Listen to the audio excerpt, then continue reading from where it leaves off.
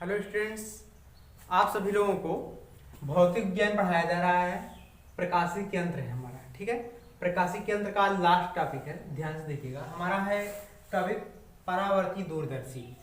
देखिए, आप लोगों को इसके पहले सूक्ष्मदर्शी के दो प्रकार बताए गए थे। कौन कौन से? एक सरल सूक्ष्मदर्शी, एक संयुक्त सूक्ष्मदर्शी। दूरदर्शी भी दो प्रकार का होता है, एक खगोलीय दूरदर्शी और एक परावर्ती दूरदर्शी। खगोलीय दूरदर्शी को अपवर्ती दूरदर्शी कहते हैं और एक हमारा क्या था, परावर्ती दूरदर्शी। खगोलीय दूरदर्शी के द्वारा भी दूर स्थित वस्तुओं का बड़ा प्रतिबिंब प्राप्त किया जा सकता है, ठीक है। लेकिन जब परावर्ती दूरदर्शी की बात आती है, वह भी वही कार्य करता है। फर्क क्या है? परावर्ती दूरदर्शी के द्वारा भी दूर स्थित खगोलीय पिंडों का बड़ा प्रतिबिंब प्राप्त किया जा सकता है, परंतु इसमें यह खास है कि इसके द्वारा हम किसी भी पिंड का जो प्रतिबिंब है वह कैसा प्राप्त कर सकते हैं? चमकीला प्रतिबिंब प्राप्त कर सकते हैं। पेपर में आ सकता है, पूछ लिया जाए कि किस दूरदर्शी के द्वारा चमकीला प्रतिबिंब प्राप्त किया जा सकता है, तो आप लोग बताएंगे परावर्ती दूरदर्शी, ठीक है। तो चलिए हम यहाँ पर परिभाषा लिखेंगे। वैसे यह एक ऐसा प्रकाशिक यंत्र है जिसकी सहायता से अत्यंत दूर स्थित खगोलीय पिंडों कौन कौन से, जैसे तारे हो गए, ग्रह हो गए, उपग्रह हो गए, ठीक है ना।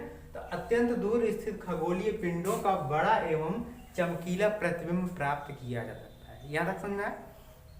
फिगर देख लीजिए, इसी में समझ लीजिए क्या क्या होता है। इसमें हम बना दे रहे हैं एक अवतल दर्पण, या तो इसको इरेज करके बनाते हैं, ठीक है ना, अच्छे से समझ में आएगा। परावर्ती दूरदर्शी, इसका निगमन है नहीं, जैसे आपका अगर निगमन कभी भी ले लिया जाए फार्मूला के तौर पे, तो आप लोग खगोलीय दूरदर्शी का जो निगमन किए थे वही करना है। चलिए देखिए, यहाँ पर आपका एक क्या है, दर्पण बनाने जा रहे हैं। अगर बाहर से कलई यानी लेप कर दिया जाए, पालिश कर दिया जाए, तो आंतरिक भाग में परावर्तन हो रहा है, यानी कौन सा दर्पण है? तो हमारा अवतल दर्पण है, ठीक है। अवतल दर्पण है, बीचों बीच में जो किरण जाती है उसको हम लोग क्या बोलते हैं? मुख्य अक्ष बोलते हैं, ठीक है। तो मान लीजिए अवतल दर्पण है, अवतल दर्पण के मुख्य अक्ष पर स्थित अनंत पर एक वस्तु क्या है? ए बी, ठीक है। अनंत में स्थित एक वस्तु क्या है? ए बी है। अब वस्तु ए बी से चलने वाली प्रकाशिक किरण, यह दूर ज्यादा बना दी है, थोड़ा नजदीक बना लिया जाए, यही आपका वस्तु अनंत में स्थित है। अब देखिए, जैसे तारे हो गए, ग्रह हो गए, कहाँ हैं? अनंत में ही लगभग माना जाएगा ना। तो मान लेते हैं कि अत्यंत दूर स्थित कोई वस्तु है, अनंत में स्थित वस्तु है, जिससे चलने वाली प्रकाशिक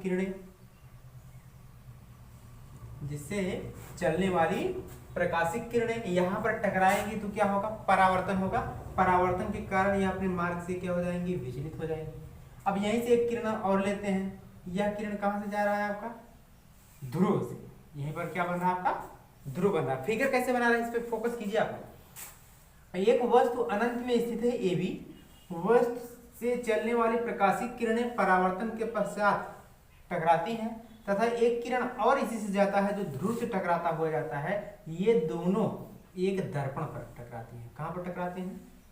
दर्पण पर। हमने यहीं पर एक समतल दर्पण बना लिया, ठीक है। अब समतल दर्पण बनाया है, ध्यान से देखिएगा कैसे यह बन रहा है, ठीक है। अच्छे से समझ में आएगा, ध्यान से देखेंगे तब, ठीक है। फिगर को थोड़ा इरेज करके बना रहे हैं। यहाँ पर टकराया, अब यह जो किरण आ रहा है यह भी तो यहीं पर टकराएगा। बात समझ में आ रही है? एक बार फिर से फोकस कीजिएगा। एक वस्तु ए बी है, अनंत में स्थित है, वस्तु ए बी से चलने वाली प्रकाशिक किरणें परावर्तन के पश्चात समतल दर्पण पर टकराती हैं। अब समतल दर्पण पर पुनः टकराने के पश्चात यह अपने मार्ग से क्या हो जाती हैं? विचलित हो जाती हैं।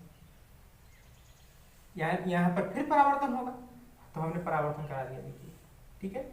और यह भी एक किरण परावर्तन होगा, इसका भी। यह दोनों यहीं पर क्या बनाते हैं? एक प्रतिबिंब बनाते हैं। ये दोनों किरणें एक दूसरे को टकराने के बाद यहीं पर टकरा रही हैं, ठीक है ना। यही फिगर देख लीजिए, यह किरण परावर्तन के पश्चात आया, अपने मार्ग से विचलित हुआ। यह भी किरण टकराने के पश्चात आया, यह भी अपने मार्ग से विचलित हुआ। यहीं पर एक बिंदु की आकार का प्रतिबिंब बना है। पुनः यह जो प्रतिबिंब बना है यहीं पर नेत्रिका लेंस है। अब नेत्रिका लेंस के लिए यह किसका कार्य कर रहा है? नेत्रिका लेंस को किसे डिनोट करते हैं? कैपिटल ई से। नेत्रिका लेंस के लिए यह आभासी वस्तु का कार्य करता है। ठीक है, यहीं पर हम नेत्रिका बना दे रहे हैं।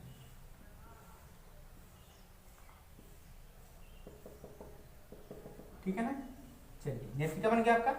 पुनः यह नेत्रिका के लिए आभासी वस्तु का कार्य करता है। कौन? यह पॉइंट, जिससे इसका बड़ा प्रतिबिंब यहाँ पर बनेगा। एक बार फिर से फिगर समझिए। तो फिगर हम यहीं पर बनाए हैं। मान लीजिए, अच्छे समझ लीजिए, यहाँ पर एक वस्तु अनंत पर स्थित AB है। यहाँ पर एक किरण आई और एक किरण पर ध्रुव से टकराया, और दोनों किरण टकराने के पश्चात कहाँ पर जाएंगी? एक समतल दर्पण पर टकराती हैं, जिससे समतल दर्पण पर पुनः परावर्तन होता है। परावर्तन होने के पश्चात यहीं पर एक बिंदु वस्तु का प्रतिबिंब प्राप्त होता है। ठीक है, तो वही फिगर समझ लीजिए। इसमें क्या लिखेंगे? हिंदी में हम लिख नहीं रहे हैं, आप लोग लिख लीजिएगा। अनंत में स्थित वस्तु AB से चलने वाली प्रकाशिक किरणें अवतल दर्पण पर आपतित होती हैं तथा अवतल दर्पण से परावर्तन के पश्चात समतल दर्पण पर परावर्तित होती हैं, जिससे उसका प्रतिबिंब A' B' बनता है। जिससे उसका प्रतिबिंब A' B' वस्तु से छोटा बनता है। ठीक है, पुनः नेत्रिका लेंस के लिए यह A' B' आभासी वस्तु का कार्य करता है, जिससे उसका बड़ा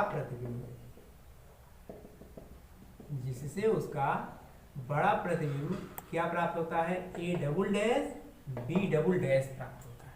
ठीक है, समझ में आया बात? एक बार फिर से देख लीजिए परिभाषा। अनंत में स्थित वस्तु AB से चलने वाली प्रकाशिक किरणें अवतल दर्पण पर परावर्तन के पश्चात समतल दर्पण पर आपतित होती हैं। पुनः समतल दर्पण पर परावर्तन के पश्चात दोनों किरणें एक दूसरे को जिस बिंदु पर काटती हैं, वहां पर वस्तु से छोटा प्रतिबिंब A' B' बनता है।